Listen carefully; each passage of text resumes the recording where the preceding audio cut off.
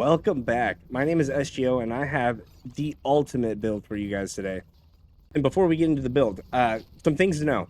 One, this build will inevitably be patched and nerfed, so do it now. You're going to see it. I bet you're already seeing it maybe, but you're going to see it a lot after this video. Second, this build works against any team. Doesn't matter if they have a Zarya, doesn't matter if they have a Mei, doesn't matter if they have all of the beams. Doesn't matter. It works against any, with some minor adjustments. Third, this is one of the least heal-reliant builds in the whole game. Doesn't matter what healers you have, you're going to survive, you're going to win. One of the most important things to know is that this is not necessarily a dive build. It's going to seem very divey. You're going to want to dive. You're going to want to play it more like a brawl build, and I'll explain later. And probably the second most important point is this build scales. This is a scaling build, and it will get 2x stronger every round. You're going to want to switch up in the middle of it and want to try to get more damage or apply ability power or something like that. Stick to the build.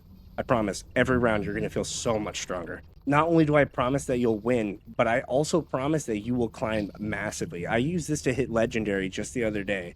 I went from All-Star 2 and instantly shot up. I basically didn't lose. I think I lost 2 games all the way from All-Star 3 or 2 into Legendary. I lost basically none. All right, let's get into the build. Not only are we going to get into the build, but after we go over the build, I'm going to show you guys how to play it so that you can really hone it. Because I had a couple people copying my build. They even told me, I had one person told me they were going to copy it. Other people were talking about my build. I saw another guy 2 days later using the build, but they didn't know how to play it. They were playing it like it was dive. So we're going to go over that too. Get to the build. And the build is Tokki Slam. It is so good, guys. I'm telling you, so good. And it's so tanky. What we have is during boosters, use Crouch Slam to hit the ground, slam the ground, dealing damage equal to 30% of your max armor plus shield and knocking up in it, which looks like this. Doesn't seem that strong, dude. In first round, you're going to pick all survival. So, and it feels weak, right? We're not doing ability, we're not doing attack power. I almost always go armor vest and first aid kit. If they're running Zarya or they're running Mei or something like that and you're a little bit worried about it, you can drop this one and go here. First round picks. These are our perks every time. Doesn't matter. And that will increase our damage a little bit. And we'll be able to follow up on the dive, right? Or the brawl. Now, I said dive, but I shouldn't be saying dive. We'll get into that. Second round. We'll probably have about 10K, 12K, maybe higher, 16. It depends on how the team is responding to you. At that point, we are always second round. Doesn't matter. Doesn't matter how rich we are or poor. We are going to convert 100 health into shields, and we're going to convert 100 health into armor. This is some of the strongest, most potent way to get more armor and shields, especially early game. And then after that, we're picking something that might have shields. This, again, if they're running beams, we're going to run this one too, right? 15% reduction to beams when we have armor, which is always. And then if they're running Zarya and Mei heavy and you're getting Moira beam, we're running this, right? This is going to decrease the damage reduction to 65% when we're using defense matrix, which is half of our build. We're going to get to that. Moving into round 3, right? We're picking our second power. This is where it gets a little bit choice-based, right? If they're running Zarya, do not run Ignition Blast first. Don't run this. And honestly, you might even skip it altogether. Because if they're running Zarya, they're going to farm charge, and they're going to be gassed up.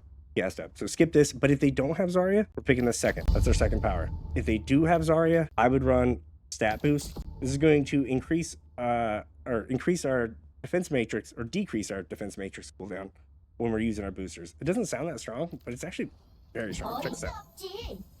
Draining my defense matrix, and when I boost, it shoots up, dude. Shoots up. Okay, so that's our third power. Running this, no Zarya.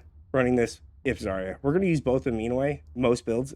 And then for perks, right? We're going to go to survival. Again, we're looking for the biggest increase to our shield and armor here. If they're running Reinhardt or Sigma or even the Orisa with the shield, this is the most potent form. It's going to increase our health by 50, not that much, but it's going to allow us to get up to 200 shields just by shooting barriers. I also believe this works with Maywall. I'm going to test it, but I believe this works with Maywall too. If they are not running that, we're going to try to increase it other ways. If we have enough money in the third round, we're going to use this. It's going to increase our shields by quite a bit, right? And our armor. And so you see this number scaling. We're at 896 third round. Disgusting. We can also, if we can afford it, we can run this one. 15% increase, right? We're at 990 third round. Again, just to recap, we're running these if they have Zarya. We're not running these.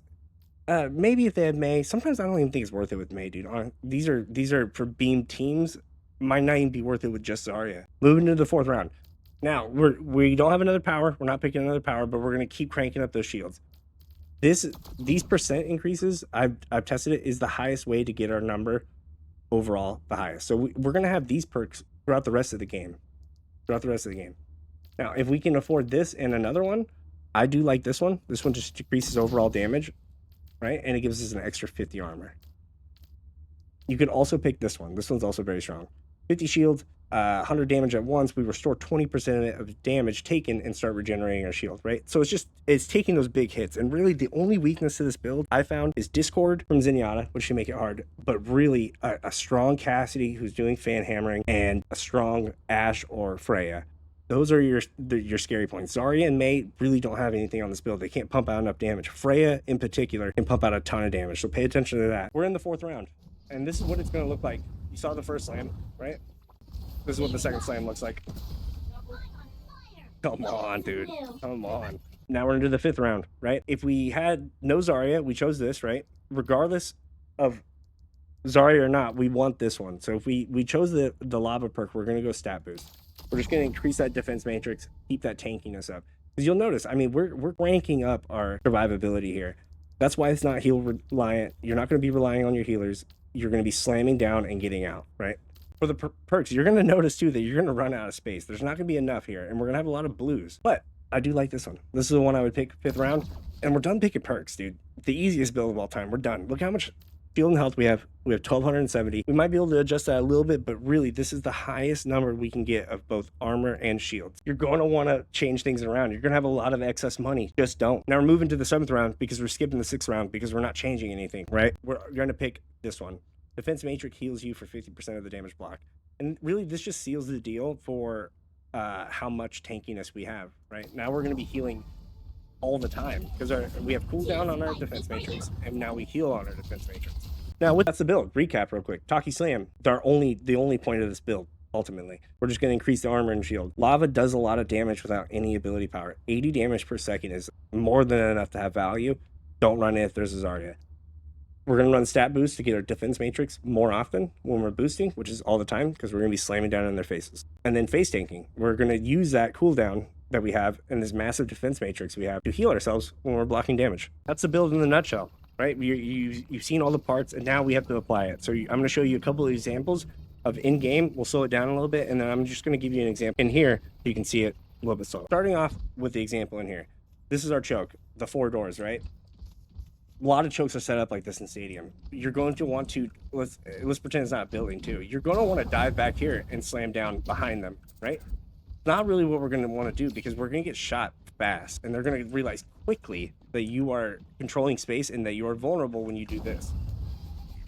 You're very vulnerable, especially that Cassie. So instead, we're going to play the choke, and we're going to wait for them to come through. We can even hide and peek a little bit.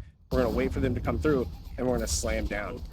It's not going to insta-kill most of them. It'll chunk all of them though, and that shoots them up in the sky, and your team can follow up or you can follow up. We are not diving unless we know we can pull off a dive. We are controlling space by slamming and making them scared of you. This clip is a perfect example of me controlling a choke. I'm waiting for the Reinhardt to peek or anybody else, and I'm slamming down the second they break that line. I'm respecting the cast fan hammer, and I'm waiting for a moment, and I'm slamming, chunking their health. This was also the game into Legendary for me. You're seeing it. Thank you so much for watching. If you enjoyed the video or liked the content, make sure to subscribe, like the video. Put a lot of work into this video specifically. But again, thanks for watching. We'll see you in the next one.